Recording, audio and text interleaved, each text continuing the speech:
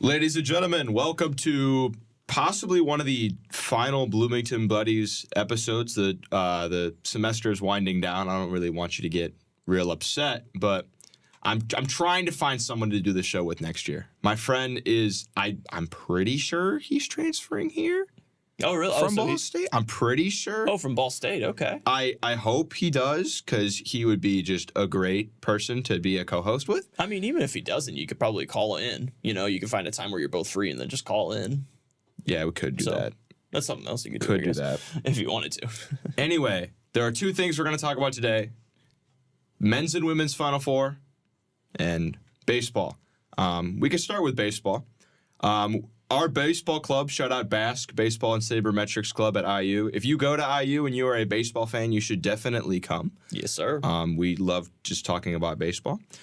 But every year we have a club trip. I didn't go last year. I wasn't in the club last year.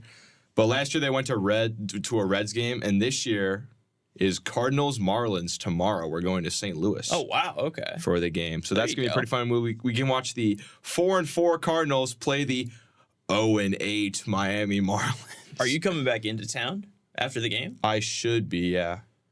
That's gonna be tough, man. Yeah. Because of the eclipse this weekend. Oh, I didn't even think about that. So my God. Are you going tomorrow night? Yeah. Dude. Oh, I didn't even think about that. That's gonna be tough getting back into town. No. I mean, you might as well just go home at that point, man. I mean. Oh my. I totally didn't even think about that till you just said that. You're gonna have to text people because people are coming in today, tomorrow, Sunday. Like, it's gonna be insane. In case you live under a rock, the solar eclipse is supposed to be happening, will be happening this Monday, April 8th. We actually don't have school, no classes. No class. We didn't get Easter off though, but it's fine. Yeah. But Bloomington is directly in the path of 100% moon coverage of the sun. So there's going to be I think there's they said 7 major cities. Yeah. And Bloomington was one of them. And people are estimating 300,000 people are about to come. Well, now it's supposed to be even worse because across the country, there's going to be rainstorms and thunderstorms all throughout. I mean, we've seen it all this week. It's been rainy and shitty all this week. It has been. It's been terrible weather. This entire weekend is supposed to be really rainy and everything. Monday, we're getting really lucky, according to the National Weather Service. Monday is the one day where we're in between two thunderstorms, and everywhere else that's in the path of totality, not everywhere else, but most of the other places that are in the path of totality are getting rain and thunderstorms that day. So there's going to be even more people. So now people at the news are predicting even more people are going to be coming to Indy. I didn't even think about that until you just said that. It's going to take a whole. Oh my God! It's going to take a long time to get back into town. God. I hope you have a designated parking spot because you're gonna need to find parking. For what? For the eclipse? I park at my apartment building. I was gonna say, do you have a parking garage and all that? Yeah. Your own. Okay, good. We're probably gonna just walk to wherever. I don't even know. I don't have any plans for it. I don't know about you. I'm going back to Indy. I don't want to deal with all the people. You're leaving. Literally, Indianapolis is still in the path of totality. It's gonna look the exact same. Yeah. The reason people are coming to Bloomington is just because it's a little more centered, But Indianapolis is still within the direct path of totality. It's gonna look the exact same. That's so fair. My mom was thinking about coming down, but she decided not to. It's crazy, man. Tell her to come to Indy. Get a hotel in Indianapolis. No, so she's bringing her. She teaches a class at a community college, and she's taking her class to see it or something like that. Okay. So, but yeah, I didn't even really think about that. I was kind of when people, I was who cares? It's just the moon. And someone's well, it's not going to happen again while we're alive. I'm okay. It's genuinely it's cool. Yeah, it's genuinely a once in a lifetime sort of thing, My mom sent me down a package of 50 pairs of glasses and was give them out to all your friends or something. I'm Mom, I don't know. I don't know if I'm going to be able to give all those away. Dude. So tell your mom. She sent them to you? I'm guessing she bought them? Yeah. Tell her to get her money back, man. They're literally handing him out like candy out in the comments area right now. Yeah, but my mom's like, well, these are like the ones that are approved or something. I was like, I'm not going to be able to get rid of all these. If you want, you could start selling them. $2 a pair. I could. I'll set up like a booth. I'll see. Feel like Eclipse glasses, $2 a pair. They were like $1 a pair or something like that. They were like, spike up the prices, man. People are gonna be looking for them. That is a good way to make money. All right, we have spent way too much time talking about the sun and not enough time talking about sports. Shut up about the sun. Shut up about the sun. So I had to make the joke. I'm surprised I haven't seen that meme anywhere else. That is a good application of that. All right, let's talk about baseball. The season is underway. Who's doing well? Who's doing bad? Let's start with who's doing bad. I just clicked on the NBA on accident. My bad. Who's doing bad? The A's are 1-6 to nobody's surprise. They are now playing in Sacramento for the next 2 years. Yeah, possibly with an option for a third year before they move to Vegas. Because their owners have no spine and they are trying to lose so they can sell the team, which is just absolutely despicable. I feel really sorry. It's literally the plot of Major League. I feel really sorry for A's fans. A guy in our baseball club is from Oakland and is a diehard A's fan, and he's really upset. Is he going to stay an A's fan after they move? No, he said he's not. He's not? No. I asked him, he's like, absolutely not. Like, I will, no. Even though he's that diehard about it? No, he's like, I can't root for that team. Like, I just won't. I think he said he'll just become a Giants fan. Okay. But so yeah, I mean, it's probably it's the next best thing, you know. What that's so weird though that A's fans are probably going to become Giants fans though, because like they arch rivals basically. So it's like the Vegas A's games are just going to be flooded with opposing teams' fans the whole year, just like the Raiders, and because every single Raiders game is flooded. Vegas, it's kind of different because they like actually started in Vegas, so they've kind of built up a following, fan base there, yeah. Like the truly like one team that people probably like truly root for from Vegas is the Golden Knights. Like, that's probably the one team that like people genuinely have a fan base for from Vegas. Vegas didn't have any teams like a few years ago. Now they're about to have 3. Right. Which is kind of crazy to think about. Send them to Indy, man. Give Indy a professional baseball team. I've been dying for it. I think the next like the Indianapolis Indians are great, but like I think the next city that gets a team is going to be Nashville. Why Nashville? Because they have the market for it and they have a really passionate like fan base. Like the Predators, like you wouldn't think hockey is very popular in the South. They sell out like every game. Predators fans are crazy.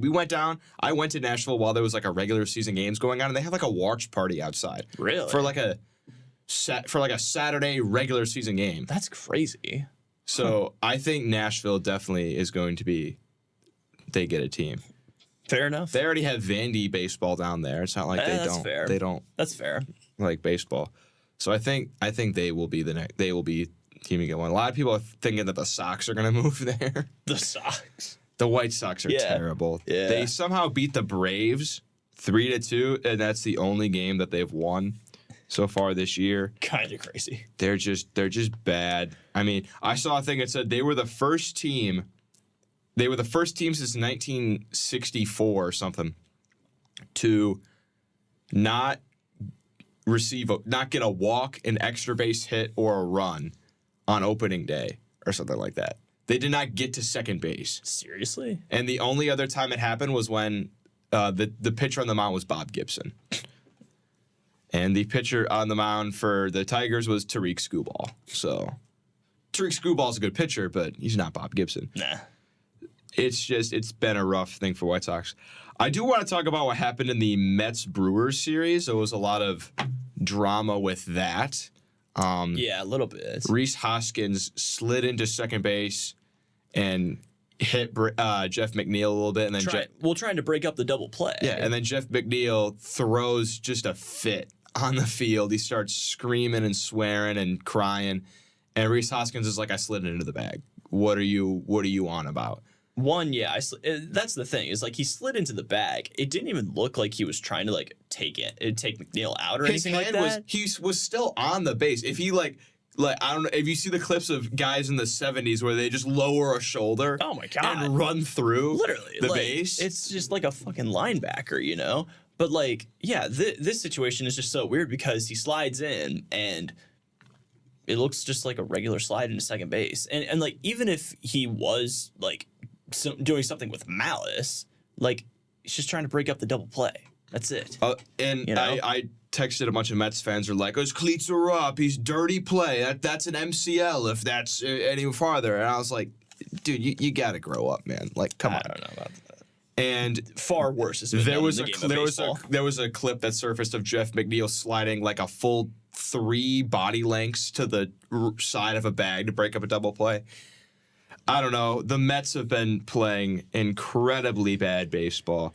They did win their first game. They did win their first game yesterday in Game 2 of a doubleheader against Detroit. But they just have not been playing well. I think it's going to be a really bad season for the Mets, as is pretty much every season. Furthermore, on that same division, I mean, the Marlins just 0-8 right now. It's not good. I think they've played the most games out of anybody so far. Yeah. No, the Cardinals are tied with them. They have yet to win. I'm going to be at Cardinals Marlins tomorrow. Will Miami get their first win? That could be something worth going to. I don't know. Could be. Pitching matchup is Trevor Rogers versus Steven Matz. Expect a lot of runs, ladies and gentlemen. Expect a lot of runs. It should be a fun offensive game. Now, who's playing well? The Pirates have been playing well. Yeah. Now, granted, this is the Pirates every year. They start off first week or two, they play really well. They'll be leading the division, and then they'll lose 10 of 13, and then they're immediately out of the playoff race, which is probably what will happen here. But they have been playing well. They did sweep a 4-game set against the Marlins on the road, and then they took 2 out of 3 from Washington. So a lot of people are like, oh, they only won because they played Miami and Washington. The upcoming schedule, they have 3 against the Orioles, 2 against the Tigers, 3 against the Phillies. So they will definitely be tested in those games. Oh, yeah. The big boy ball is going to start playing now.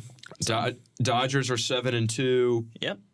I mean, they're going to be the best team in baseball, most likely, without a doubt. They just swept the Giants. I was going to say, I haven't even honestly been looking that closely at the Dodgers. I'm guessing Shohei's just doing amazing still. Yeah. They have a 3-game set against the Cubs. But honestly, can we this weekend? Can we just, like, we don't have to touch on it deeply or anything, but, like, I think the MLB's plan worked. Ever since opening day, I haven't heard a thing about the Ohtani thing. Yeah. No, exactly.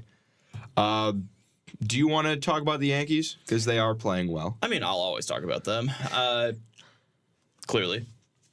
4-game sweep of Houston. That was it's probably the greatest start we could have ever had to a season. Because, like, these first 2 opening series can either go really well or really bad for the Yankees. There's no in between. After that first inning against Houston in game 1, it was like, oh, fuck. Okay. All right. This is what it's going to be. Like, this is what it's going to be all year. We gave up 3 runs, I think, in the first inning. Or no, 2 runs and then another solo shot in the second inning. But, I mean, this isn't me. This is Alex Verdugo saying, I mean, this team has dogs on it, man. These guys are dogs. Like, they fight back in a way that Yankee fans haven't seen in a while, you know? So 4-game sweep on the road against Houston, and then took 2 of the 3 games on the road against Arizona.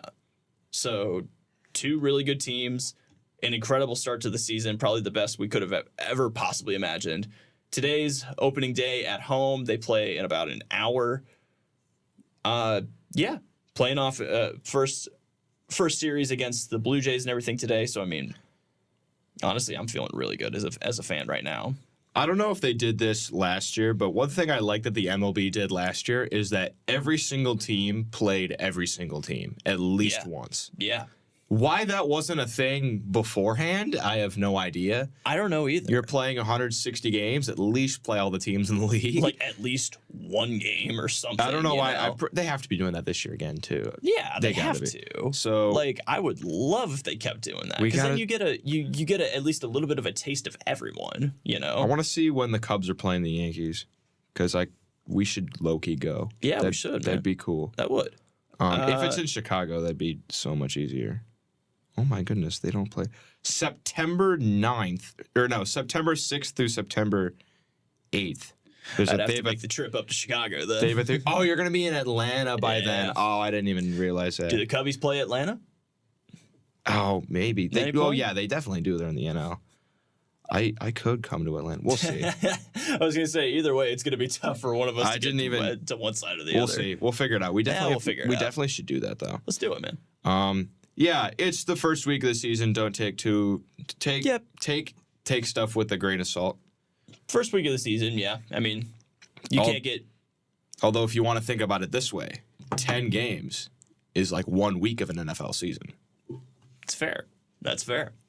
But yeah, just off topic real quick. Not really, but I mean, there was an earthquake this morning in New York. Like a 4.8 magnitude earthquake. So yeah, I heard a little bit about that. But like there's been so many videos, like whether it's in MLB Network, they were live when it happened, and all the analysts are just sitting there like, is there an earthquake going on right now? Like everyone's just so confused. Like, what the fuck is going on? Like Gleyber Torres was taking batting practice when it happened, and he just kept taking batting practice. Like nobody moved a muscle. They just kept doing what they were doing. So really weird start to the day so far for New York. Yeah. Very quickly, big day of college baseball today, as is pretty much every single weekend. I'm not going to touch too much on it, but jam-packed full of teams that are ranked. The Hoosiers are not ranked again yet. Nope. They have a massive series at Maryland. Maryland every single year has been pretty good at baseball. They lost a lot of their team from last year. Their shortstop got drafted in the first round by the Cubs. He's been playing really well, Matt Shaw. But they lost a lot of their team, and everyone's like, well, they're probably not going to be that great. Well, they've been doing really well. So IU has a 3-game set at Maryland. I think they got to take at least 2 out of 3 to have any chance of success this year. Of staying relevant in the conversation, you know. Well, we'll see. You could stay up to date with all things college baseball and Indiana baseball on College Baseball Express and Indiana Express on Instagram. Make sure you guys go follow those pages. All right, let's just talk about basketball because the men's and women's Final Four are coming, and, you know, they say the road ends here on the court. It's always kind of a sad day, at least for me, because the college basketball season is coming to an end. Yeah. My biggest fear is that the day that Bloomington goes dark with no sunlight is the day Purdue wins a national title. Honestly, like, that can't happen. I've talked a lot of crap about Purdue, and, you know, for obvious reasons, they continue to prove me wrong. I've lost $10 to them so far. So, despite all that, though, there is one good thing. There's one silver lining for it. The double-digit seed curse. The double-digit seed curse, yes. It's still alive. It is. Like, if they win, they become the second team to lose to a double-digit seed, or no, to a 16 seed one year, and then go on to win it the next year, I believe. Because Virginia did that in 2018. Yeah. No double-digit seed has ever won a game in the Final Four. The lowest seed to ever make a national title game was Villanova as an 8 seed. I was going to say, I think they were like 8 or something. And they won it. Yeah. NC State is a terrific story because this team was the definition of just mid. They were not very good throughout this entire year. We looked back at their whole schedule. They didn't lose to anyone like, oh, they shouldn't have lost to that team. But they also didn't beat anybody good throughout the entire year. They lost their last 4 games of the regular season. Mm-hmm. They went into the ACC tournament. They were losing to Louisville at halftime. Louisville finished the season 8-24. They were losing to Louisville at halftime. They beat Louisville, beat Syracuse, beat Duke, got a buzzer beater to beat Virginia in overtime, beat North Carolina, then won against Texas Tech, Oakland, kept the momentum going, then beat Marquette and Duke again 9 in a row. They are on an incredible run. Honestly. And it's eerily similar to their run in 1983 when they won the national title as the greatest Cinderella team ever. That was Jim Valvano's NC State team. There's a great documentary. It's a 30 for 30, I think. It's a great documentary. It's called Survive in Advance. Yeah. If you haven't watched it yet, watch it today before the Final Four because it's a fantastic documentary. It's fantastic. It's so great. Honestly, probably one of the best 30 for 30 documentaries in there. I think it's really good. I think that one I think the one about the '04 Red Sox, the 4 Days in October one, that's a really good one. As painful it is for me to watch, it is a really good documentary. The Celtics Lakers, the Celtics Lakers one is good. It's just insufferably long. It is really long. Like the first episode of that one is pretty good. Like I think it's fine. But like episodes 2 and 3 are where it really picks up because that's when they start talking about Larry and Magic. Like that's when the rivalry really heats up. Then so the Lakers parts are narrated by Ice Cube, which is pretty cool. Yeah. I forget who the Celtics ones are, but that's a good one. You remember how we used to do ranking episodes at the end of towards the end of episodes? You want to do 30 for 30s? Let's do a ranking episode. No, we don't have to do it today or anything, but like I say we should do a ranking episode where we rank the 30 for our favorite 30 for 30s. I haven't seen all of them. I haven't seen or draft. Or no, it was draftings, I think, right? Not rankings. Yeah, I haven't seen all of them. There's so many that I haven't seen. Yeah. My brothers and I used to be obsessed with the 30 for 30 documentaries. I've seen the one about Steve Bartman. That's kind of an interesting one. Actually, no, I think my favorite one is the one about the 86 Mets. I think that's the best one. That was a good one. That one or the one about NC State. I think those are the two best ones. There are so many. Like they cover Bryant Bosworth in one that's so good. Bo Jackson, like that one's probably my favorite. I love, all the college football ones that they have are just fantastic. So yeah. Anyway, back to the topic at hand. Yeah. I think NC State has a shot. I think they definitely have a chance. They definitely do. They are actually, the line was 8.5 points for Purdue. Now it's 9.5 for Purdue. The line for the UConn-Alabama game was 11.5. So they're actually giving NC State a better chance to beat Purdue than they give Bama to beat UConn. If NC State loses, it's fine. I don't care. I just want the game to be close. Like, I just don't want it to be a blowout game. Like, that's... I love this story so much, that I don't want it to just end with just a heartbreaking, just absolute blowout of a game. If they lose, in a 2-basket game or something, if they can keep it close and fun like that, then that's fine. The one man that could save all of Hoosier Nation is DJ Burns. I love this dude, man. My grandma watches a lot of basketball. She's like, really? She's like, I really like that DJ Burns. I like how he's always smiling. I like him a lot. I love your grandma. That's awesome. He's always smiling. There's a picture of him with Kyle Filipowski. I made a little DJ Burns edit. I will play it for you guys.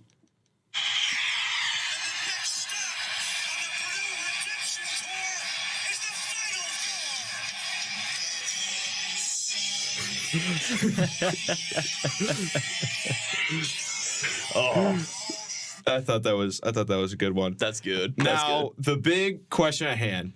I think NC State's guards match up well against Purdue because in this run, they have been the opposing team for NC State has not been shooting well from three. Mm-hmm. The 3-point defense is something that NC State has done well. Like if you looked at all their games in the ACC tournament, like it was like 8 of 30, 5 of 20 from three.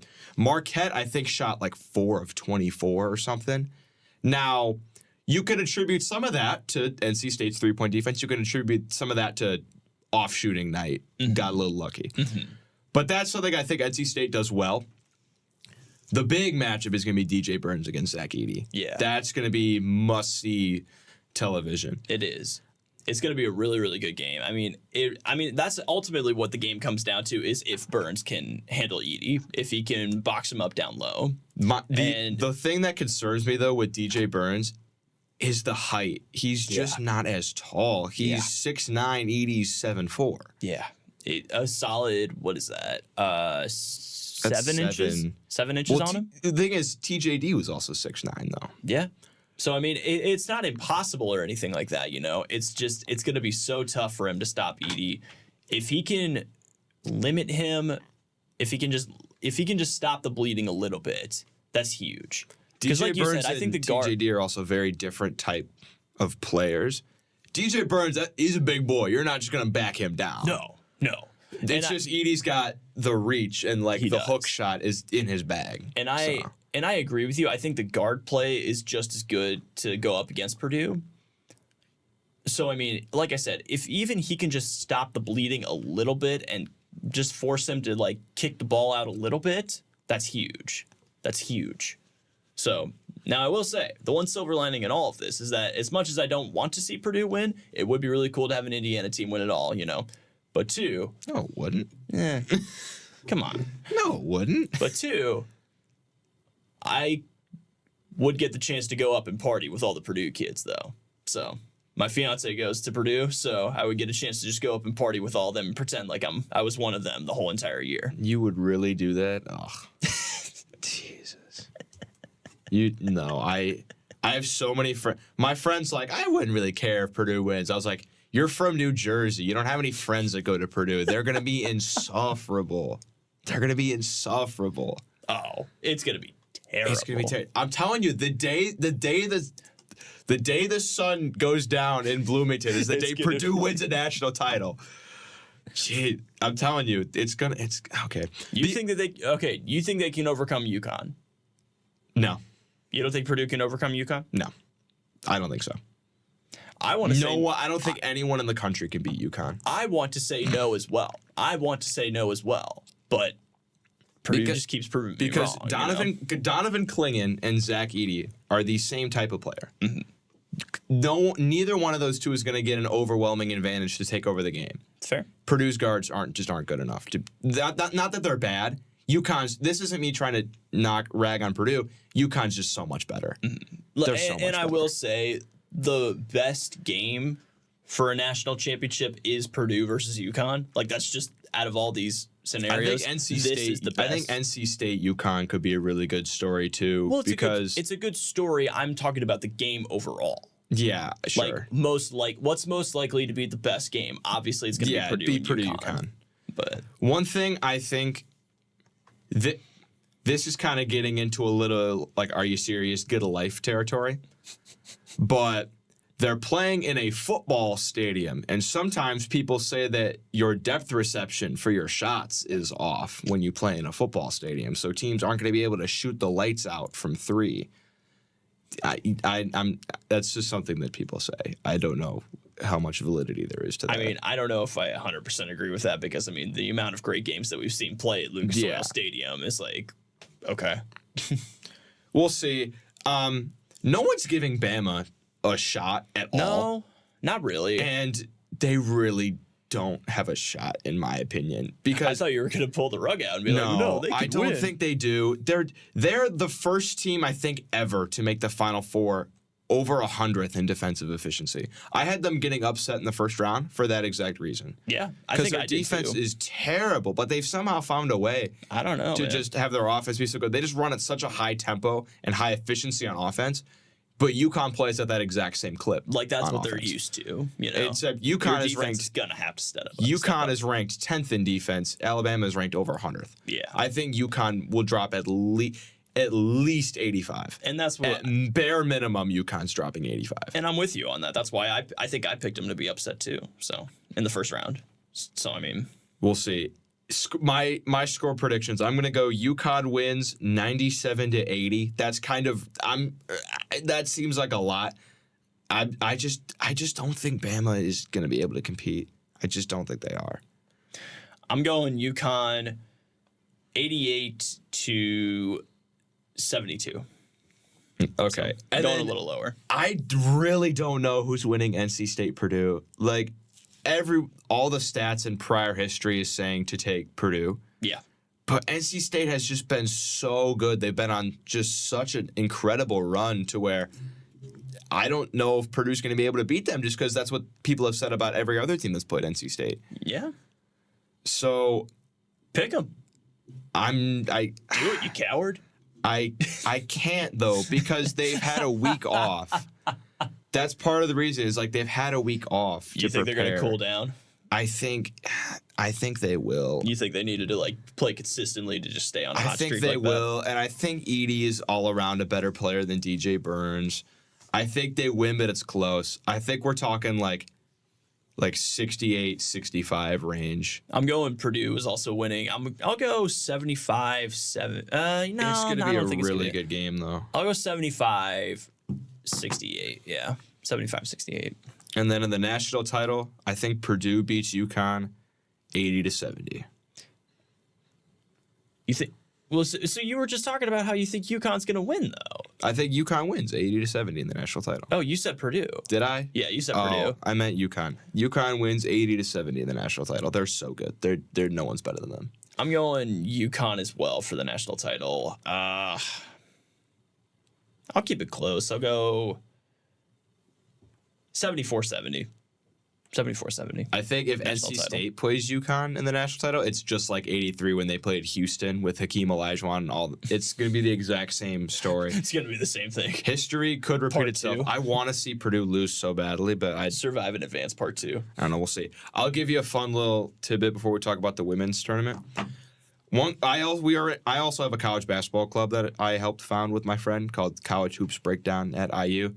One of the guys in our club is in a survivor pool with like I think 1,000 other people or something like that. $5 entry, and here's what it is. Oh God. Here's what it is. You pick one team each round, and if they win, you advance to the next round. So like if I pick Kansas over Samford, if Kansas wins, I get to pick a round of 32 game, but I can't pick Kansas again. Yeah. You can't just stick with them. In his group, there are only 6. I think he said there were only 6 people that are left. Okay.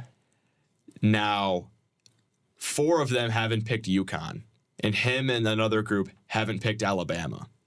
So they have to pick Bama to beat UConn. Mm-hmm. If Bama beats UConn, they win.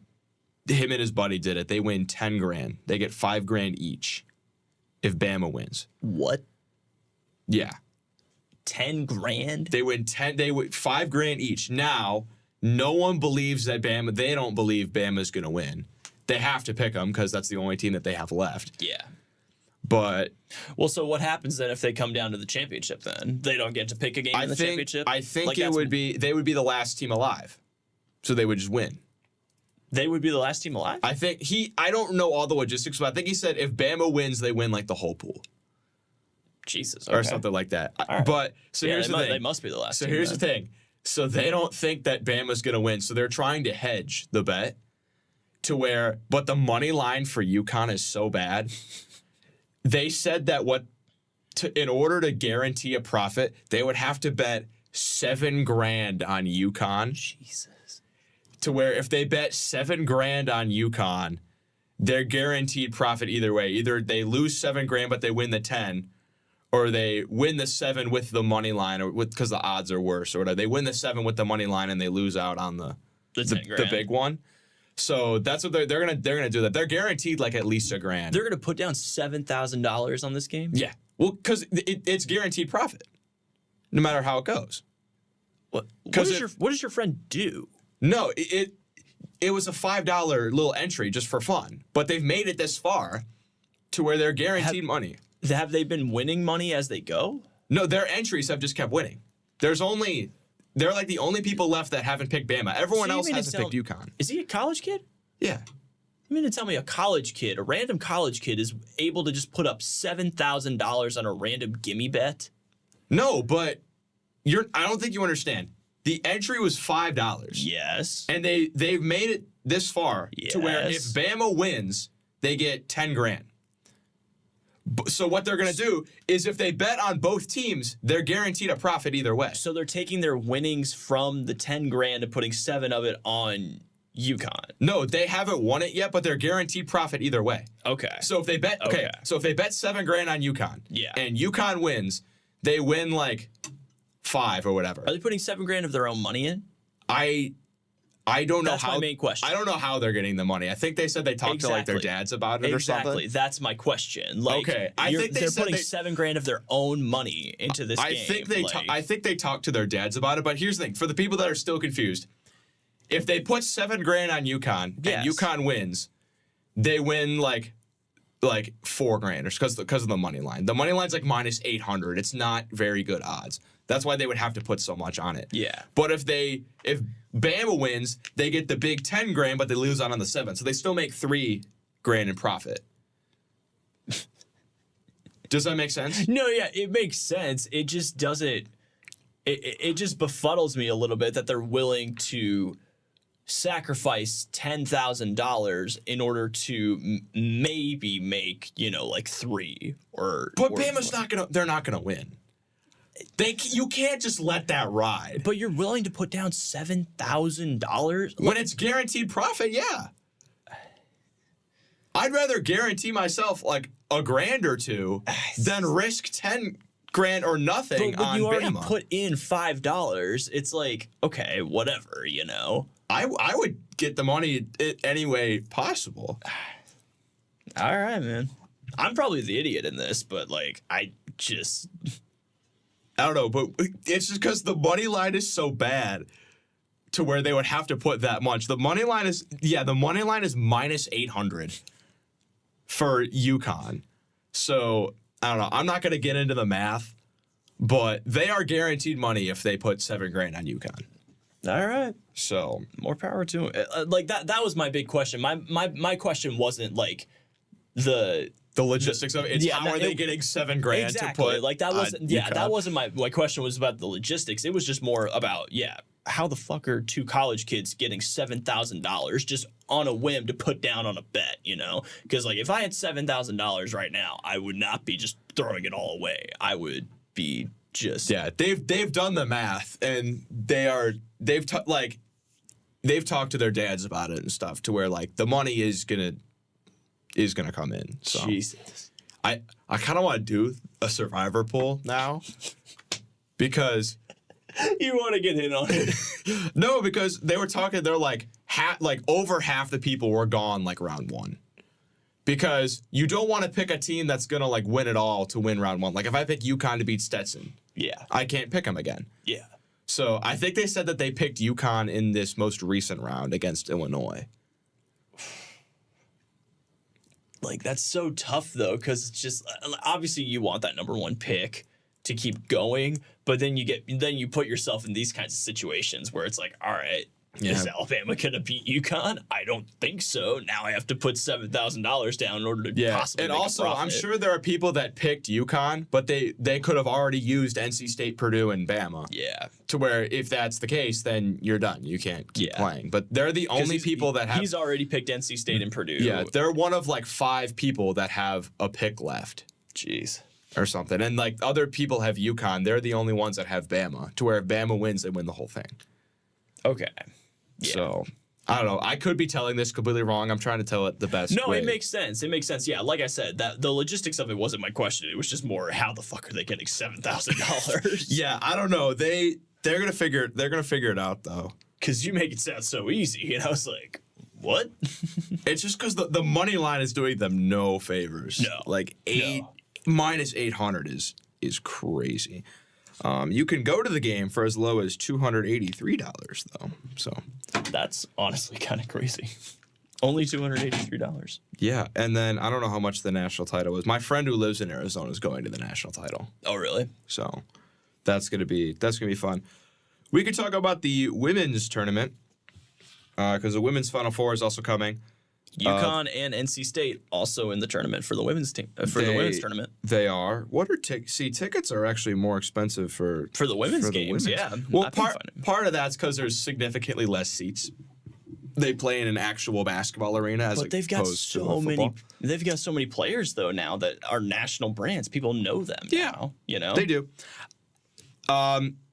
IU was so close against South Carolina. They were so close. Man. Oh my goodness. It was a really good game. It was a really good game. I'm just upset that they put them as a 4. IU should not have been a 4 seed. They should have been easily at least a 2 or a 3. The 2 and the 3 in that region, Oregon State, Notre Dame, IU's better than both of them. Yeah. And not only did they put them at a 4, they put them up against the best number 1 seed. And they lost by 4 points. They were so close. Got so close. It was such a good game. They were down big in the first half, but they crawled all the way back. They made it a 2-point game with 30 seconds left. Yeah. They gave everything they had. I looked at the women's basketball Instagram page, and it was all just South Carolina fans that are like, you guys are definitely the best team we've played all year. Great team. Honestly, stuff like that. Respect to South Carolina. Respect to them. So... And then South Carolina went out and they murdered Oregon State in the Elite 8 game to make it here. NC State took down Texas. The big storyline from that game is that they screwed up the 3-point line, apparently. I don't know if you saw this. I think it was in this game. It may have been. No, I think it was in this game. They drew the 3-point line differently. It was like on each side of the court, it was like off by like a foot or two. What? And they noticed it. And the other teams are like, well, we each get one side of the court for half the game, so we can just play through it, I guess. That's fucking crazy. But yeah, they screwed up the paint on the court or something. How did they do that? I don't know how they do that, but it happened. And NC State got the win, 76-66. I haven't really paid attention to their women's team much this year, but I guess they've had a really good team, and they made it to the Final Four for a reason. They beat Texas and Stanford, the 1 and 2 in their region, both by 10 points. Yeah. So they must be doing something right. And then on Monday, UConn beat USC in the late game. Paige Beckers she's crazy. She's really good. They watched it. They asked some like team, they're like some like middle school girls basketball. They're like, who's the best player in college basketball? And like half of them said Paige Beckers. It's like, you're just trying to be different at that point. I mean, like, I feel bad for Juju Watkins and USC just because that's such a good team. They're so good. She's a freshman, though. She's coming back. That's exactly my point, though. Is like, I'm excited, though, because I'm like 90% sure she's coming back. She's got to be. She'll make so much more NIL at USC than she will in the WNBA. She's gonna be so good in both leagues, and like she's gonna be just. Yeah. And now the game everyone had their eyes on. 12.6 million of them. 12.6 million pairs of eyes was LSU Iowa in a rematch of the national title game last year. I think it was the highest rated women's basketball broadcast of all time. This game, more people watched it than any regular season college football game other than Ohio State, Michigan. Yeah. It had more views than any World Series game this past year. Even more than the Rose Bowl from this year? No, regular season game. Oh, regular season. Okay. It had more views than every college football regular season game besides Ohio State, Michigan. Ohio State. Okay. And Iowa got the win, 94-87. And I don't know. A lot of people are ragging on LSU because a lot of people just don't like the way they play or whatever. Kind of unfair. Like, don't do stuff like that. Well, there was a lot of drama surrounding LSU coming into this week going into last week anyway, because there was a Washington Post article that came out about the coach, and she was like, before the article even came out, she was threatening to sue, saying this was an attack article against her, and it was just such a confusing situation, where it was just like. And then they didn't show out for the anthem, which a lot of people didn't like. Just a bunch of drama surrounding LSU. The main reason that Iowa won this game, though, is because Caitlin Clark dropped 41 points. 41 points. The girl that LSU had, don't call them girls or women. My bad. The woman that they had guarding her, Haley Van Lith, she got cooked, put in a blender this game. She could. Oh my goodness, she got absolutely annihilated. I mean, it's tough to guard it when, Caitlin's literally stopping at the logo to take three-pointers and is just sinking them every time. But also, Kim Mulkey, put her on an island the whole game. The whole game, she's like, go guard her one-on-one. She's like, I can't. She's spinning around from the logo and drilling shots. No one can guard her one-on-one. It's insane. It's an impossible ask. Yeah, IU sent a bit of a double at her and kind of was able to contain her, at least in the game at Assembly Hall that I went to. But, yeah. I mean, Iowa, it's not like they blew them out. They won by 7. It was a really good game. Flau'jae Johnson for LSU had a good game. She dropped 23. Yeah, it was a really good game. Good for women's basketball that they're getting that much viewership. Yeah. Yeah. Final four. The matchups are NC State, South Carolina, and UConn, Iowa. Mm-hmm. South Carolina, NC State. South Carolina is favored by 11.5. They were favored by 16.5 against IU. You cannot convince me that South Carolina is not winning this national title. I agree. Like, South Carolina is so incredibly good. Like, it's going to be close when they play Iowa in the national championship. When they play Iowa. When they play Iowa in the national championship. I'm not so sure UConn doesn't come away with this win. I mean, I think UConn that's not to belittle legitimate... UConn, I guess. But, you know, like, this whole entire season has been the Caitlin Clark tear. Like, this is the year of Caitlin Clark. And I just have, you know, the utmost confidence in Iowa to make the national championship, and I have the utmost confidence in South Carolina to win it all. Well, every single person in their bracket had South Carolina versus Iowa in the national title, besides me, because I picked the Hoosiers. But, yeah, South Carolina's going to roll NC State. I'm sorry, NC State, you've had a good run, but it's most likely going to end here. Like, Camila Cardoso is just on another level. Like, this entire team, like, collectively is just on a completely different level. In the first half, Mackenzie Holmes was like, what do you want me to do? Like, she's going to block my shit every time I go up. Every single time. So, I think South Carolina wins that.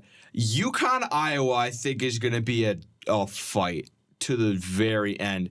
The line opened at Iowa 2.5, and now it's Iowa 3.5. UConn's 33-5, Iowa's 33-4. I mean, after these teams are a lot more evenly matched than people, I think, are ready to admit. And that's fair. That's fair. I just think after that performance against LSU, I don't think anybody's stopping Iowa. No one's stopping Caitlin Clark. You know, like, after a performance like that against the former national champions, you can't stop it at that point. You know, so that I'm just so. I can't pick against Caitlin Clark. You really just can't. So I think I might, though. All right. I think I might. I think people are like, UConn's been so good for so long. They know how to win in the tournament. That's not at all to discredit UConn. They are really, really good too. So I keep like discrediting them and then saying, like, not to discredit them. You know, like, they are very good. I might pick UConn here. I think in this big of a game, like, that experience, I think matters. I think. Well, Iowa has that exact same experience. Fair. They were in the national championship last year. Yeah, I guess. I think it's going to come down to, is Paige Becker's defense up to the task? Yeah, because Haley Van Lith was not up to the task. Mm-hmm.